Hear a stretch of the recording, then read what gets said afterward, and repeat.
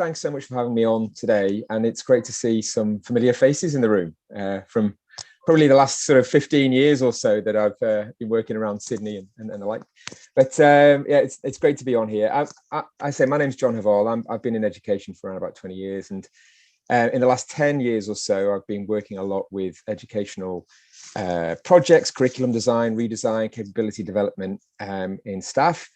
And I'm head of learning, teaching and innovation at a private college in Sydney, Management College. And I also, as Michelle said, I teach on the graduate certificate in higher education practice courses, the Master of E-Learning, and I've been involved in some of the design of those since early on in Helly's startup. So yeah, so I'm going to talk a little bit about AI more generally in higher education. It's been really fascinating to hear a lot of your experiences and also to hear about AI usage in your disciplines and in your industry particularly. And for me, some real insights into what you've been saying. As Rikesh said earlier on, AI isn't new, but these rapid advances in generative AI and large language learning models just recently, since November or so, have really forced us to change and forced us to pivot. And I'd probably argue that even more so than during COVID. I think, with COVID, it forced us into embracing online learning, but I think here we've got a more sustained challenge with the sort of rapid rise of AI models. So I tend to find myself with very mixed feelings about AI. I'm wildly excited on the one hand, and I can't get off LinkedIn and looking at everybody's posts and discussing AI and how it's going to work and how it might end up more generally in education. But then at the same time, I am concerned and I can only see increasing complexity, rapid change. And as Rikesh said, what was that, 2030, 400 million people will need to evolve their skill set. So it's massive societal impacts. It raises a lot of ethical questions and also, that sort of self-reflection on what it means to be human. And I think that's probably where I want to sort of take this a little bit more and look at it in terms of assessment practices, in terms of perhaps some of the tools that we can use as well to ensure that and I think it's Phil Dawson who said in Deakin, the big challenge of 2030 is going to be how we measure student achievement and student development in a world with AI. So obviously we don't want to measure the generative AI that is produced through models like ChatGPT and so on. We want to be able to measure the real human skill development that the students come onto our courses for. So still real value in the higher education proposition. So if I'll just start though, Michelle, do we have time for this? I was going to say we could do a quick poll. Oh yeah, go for it. Let's do it. Okay, all right. Let's give it a go. I thought we could do just a really quick poll, just to see how you feel. I mean, this was more designed, I think, towards an educator audience. Maybe not all of you are educators. Some of you are more senior managers and so on. But let's give this one a go. How are you feeling about using generative AI in your practice, or maybe in your position, in your workplace? If you can scan the QR code with your phone camera and you can answer that poll. So we've got unfamiliar, haven't used generative AI, curious, minimal usage, cautious, evaluating risks. Are you confident, reaping benefits, or are you enthusiastic, frequent use, transforming your practice? You can scan the QR code or you can just go to menti.com and put in that code. So your results are coming in. And the majority of you are hanging out in the middle there. You're cautious, occasional use, evaluating risks. And that's interesting because I've run this poll in a couple of other contexts, and I'm getting it's very similar, similar to other areas. Mm-hmm. So that's sort of cautious use. So you're evaluating the risks at the moment, and I think we tend to go. We've been through a bit of a curve, I think, in some ways. It's sort of a kind of a very excited sort of wanting to use AI, and then we've sort of been held back a little bit, and we've been discussing some of the risks and also evaluating, the extent to which we can use it within our disciplines and what the implications might be. So, all right, great. It's good to see where you're at with that. Excellent, thank you. If you've got any comments about that, you can always stick them in the chat. Okay, let me move on.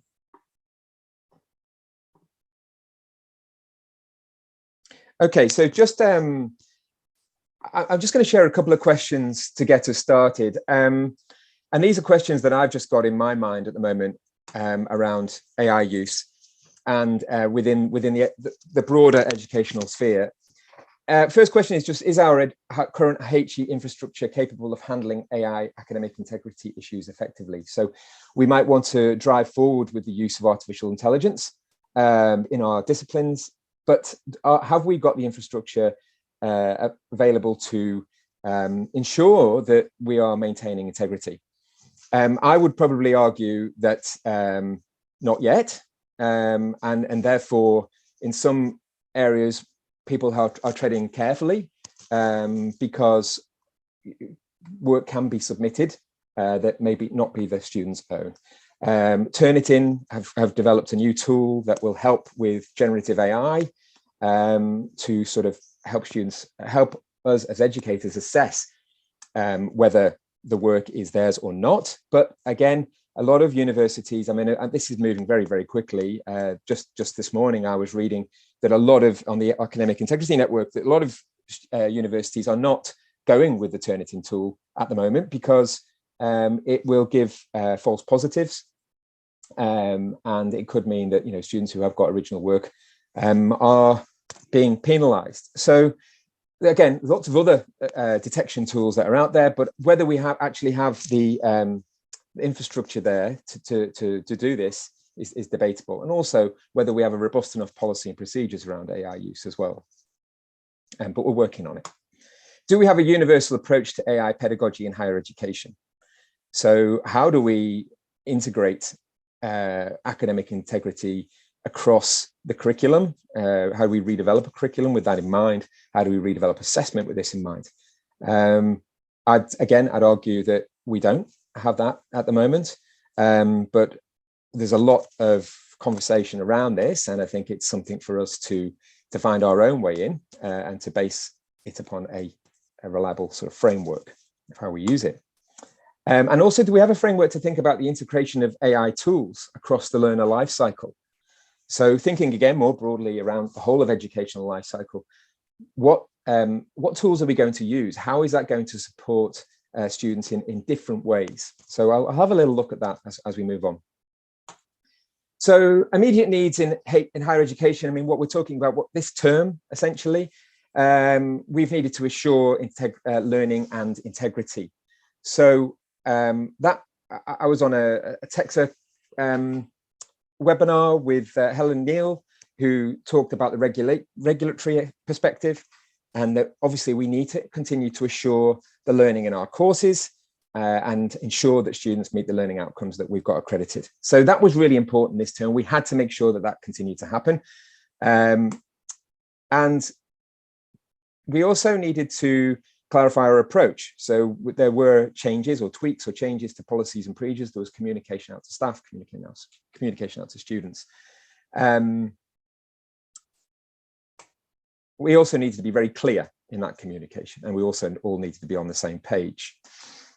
And also have that conversation about what is acceptable use, and also highlight some of those ethical concerns, which some of you already discussed already. And I think one of the things that we needed to do sort of on the fly was to tweak those at-risk assessments.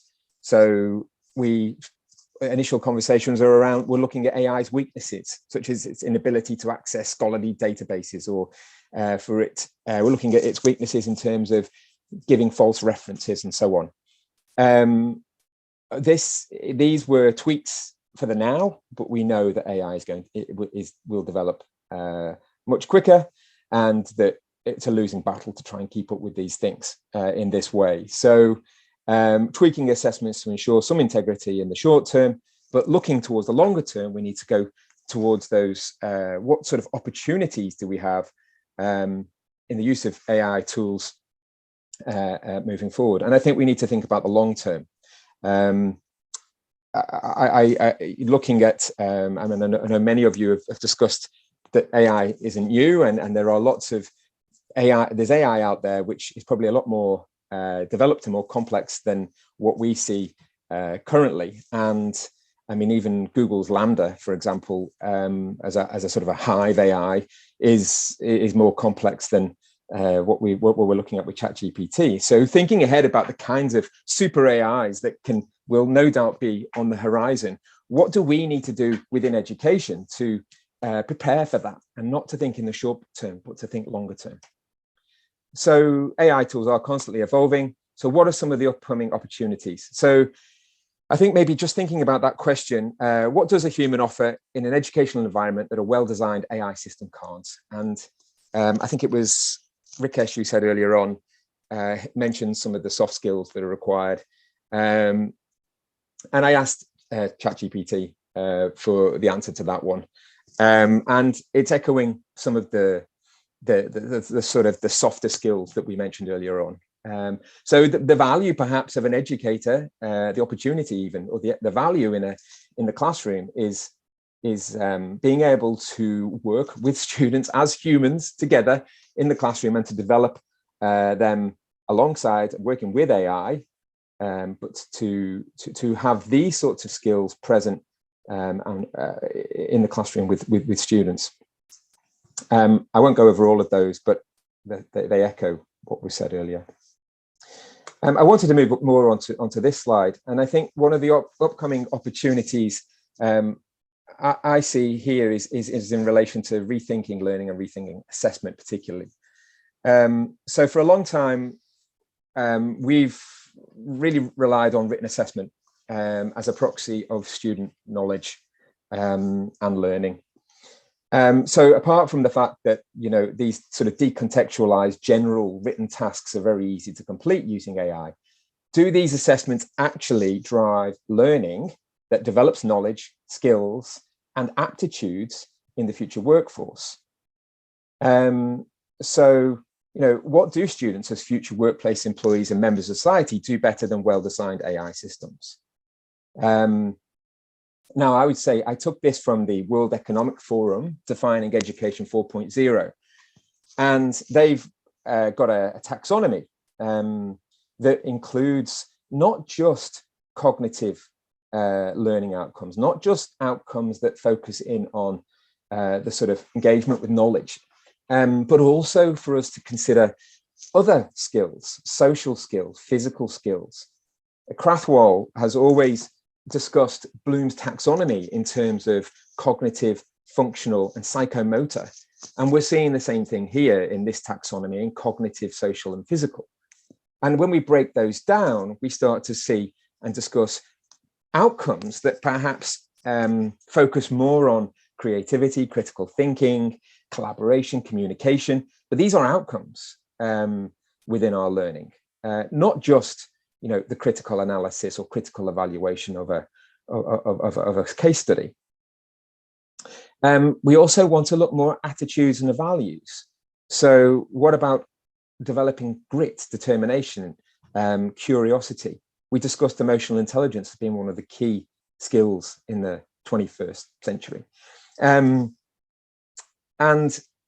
societal, how does this knowledge and these skills and attitudes relate more broadly with the community, with our civic responsibility, with our connections with those stakeholders that surround our institutions?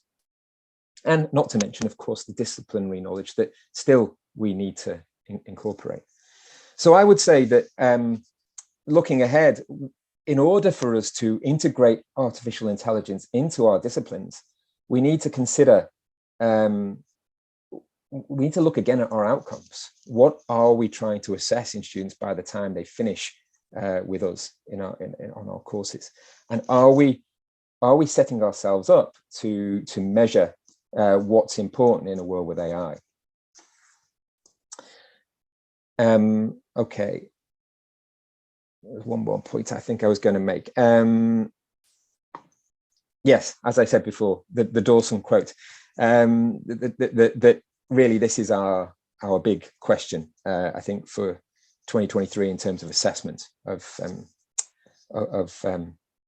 in a world with AI. Okay, so just onto a few tools. AI tools, you've discussed in your disciplines and in your industry areas the kinds of tools in project management and so on that will no doubt be really important for you. And I didn't want to go into any of those areas, but just more general AI tools that might be important and are tools that I've been looking at and I think are integrate artificial intelligence and are very useful are things like feedback fruits. I mean, feedback fruits has been around for quite a while, but they integrate artificial intelligence to support educators in delivering AI-backed assessment. So things like supporting even written pieces, the marking of written pieces, having students work together in forums and being able to use AI to support the development of conversation and so on through those forums.